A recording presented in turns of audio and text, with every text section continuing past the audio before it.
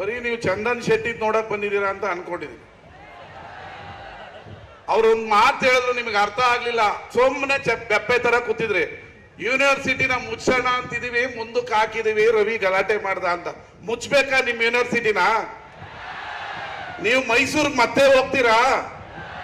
ನೀವು ಮತ್ತೆ ಮೈಸೂರವ್ರ ಗುಲಾಮರಾಗ್ತೀರಾ? ಆಗ್ಬೇಕಾ? ಆಗ್ಬೇಕಾದ್ರೆ ಮಿನಿಸ್ಟರ್ ಹೇಳಿದ್ನ ಕೇಳ್ಕೊಂಡು ಸುಮ್ಮನೆ ದೆಪ್ಪ ಕುತ್ಕೊಳ್ಳಿ. ಪಿಕ್ಚರ್ ಅವ್ರು ಬಂದ್ರೆ ಚಪ್ಪಾಳೆ ಹೊಡಿತೀರಾ. ಯೂನಿವರ್ಸಿಟಿ ಮುಚ್ಚೋಣ ಅಂತ ಹೇಳಿದ್ರೆ ಮುಚ್ಚಬೇಕಾ?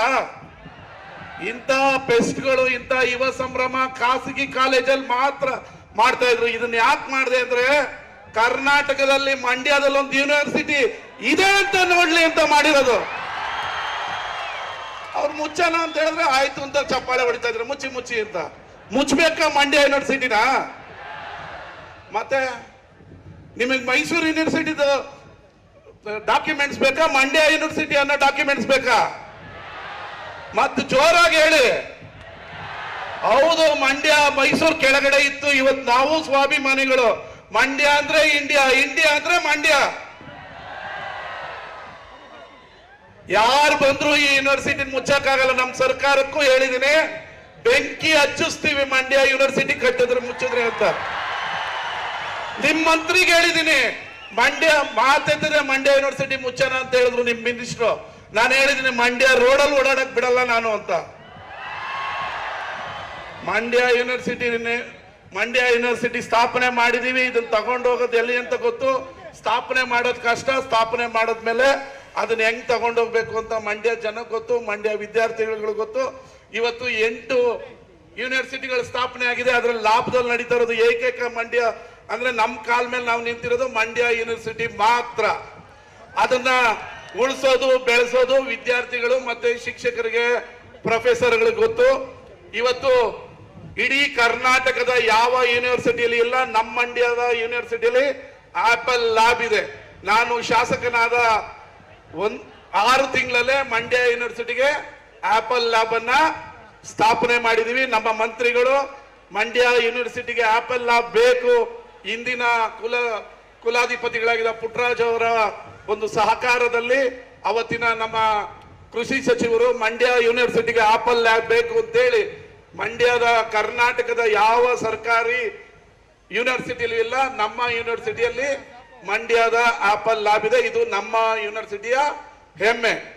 ಇವತ್ತು ನಾವು ರೋಮನ್ ಶೈಲಿಯಲ್ಲಿ ನಮ್ಮ ಹೆಬ್ಬಾಗ್ಲನ್ನ ನಿರ್ಮಿಸಿದೀವಿ. ಮೊದಲು ಆ ರೀತಿ ಇತ್ತು ಹೆಬ್ಬಾಗ್ಲು.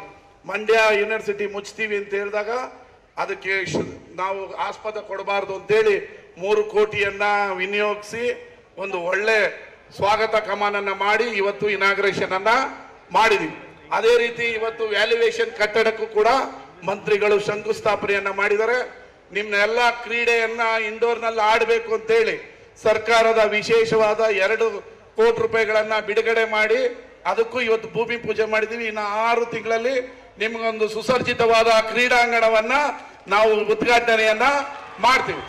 ಇದರ ಜೊತೆಗೆ ನೀವು ಬಹಳ ದಿನದ ಬೇಡಿಕೆ ಆಗಿದ್ದ ಸುಸರ್ಜಿತವಾದ ಕ್ಯಾಂಟೀನ್ ಅನ್ನ ಶೀಘ್ರದಲ್ಲೇ ಹೊಸ ಕ್ಯಾಂಟೀನ್ ಅನ್ನ ನಿರ್ಮಾಣ ಮಾಡಿ ವಿದ್ಯಾರ್ಥಿಗಳಿಗೆ ಸುಸರ್ಜಿತವಾದ ಹೈಜಾನಿಕ್ ಕ್ಯಾಂಟೀನ್ ಅನ್ನ ನಿರ್ಮಿಸಿ ಕೊಡ್ತೀವಿ. ಇದರ ಜೊತೆಗೆ ನಮ್ಮ ಉಸ್ತುವಾರಿ ಸಚಿವರು 4 ಕೋಟಿ ರೂಪಾಯಿಯನ್ನ ನಮಗೆ ಕೊಡಿಸಿದ್ದಾರೆ. ಅದನ್ನ ವಿಶ್ವ ದರ್ಜೆಯ ಬ್ಯಾಸ್ಕೆಟ್ ಬಾಲ್ ಸ್ಟೇಡಿಯಂ ಅನ್ನ ಮಂಡ್ಯ ನಗರದಲ್ಲಿ ನಿರ್ಮಾಣ ಮಾಡ್ತಾ ಇದೀವಿ. ಅದಕ್ಕೊಂದು ದೊಡ್ಡ ಸಂಭ್ರಮವನ್ನ, ಒಂದು 10,000 ಜನರನ್ನ ಸೇರಿಸಿ ಭೂಮಿ ಪೂಜೆಯನ್ನ ಮಾಡೋ ಕಾರ್ಯಕ್ರಮವನ್ನ ಶೀಘ್ರದಲ್ಲೇ ಇಟ್ಕೊಳ್ತಾ ಇದೀವಿ.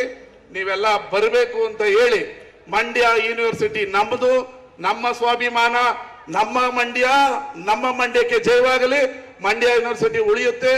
ಅದು ರವಿಕುಮಾರ್ ಇರ್ಲಿ ಇಲ್ಲದೆ ಹೋಗ್ಲಿ, ಮಂಡ್ಯ ಯೂನಿವರ್ಸಿಟಿ ಶಾಶ್ವತವಾಗಿ ಉಳಿಬೇಕು. ಅದಕ್ಕೆ ವಿದ್ಯಾರ್ಥಿಗಳ ಭವಿಷ್ಯದ ದೃಷ್ಟಿಯಲ್ಲಿ ನಮಗೆ ಅವಕಾಶ. ನೀವು ಅದೇ MCA BCA ಗಳನ್ನ ಖಾಸಗಿ ಕಾಲೇಜಲ್ಲಿ ಓದಕ್ ಹೋದಾಗ 1 ಲಕ್ಷ ರೂಪಾಯಿ 2 ಲಕ್ಷ ರೂಪಾಯಿ ಫೀಸ್ ಕಟ್ಟಬೇಕು.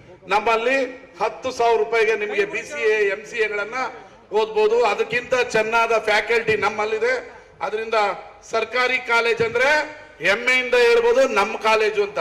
ಖಾಸಗಿ ಕಾಲೇಜನ್ನ ಯಾವತ್ತು ನಮ್ಮ ಕಾಲೇಜು ಅಂತ ಹೇಳೋದಕ್ಕಾಗಲ್ಲ.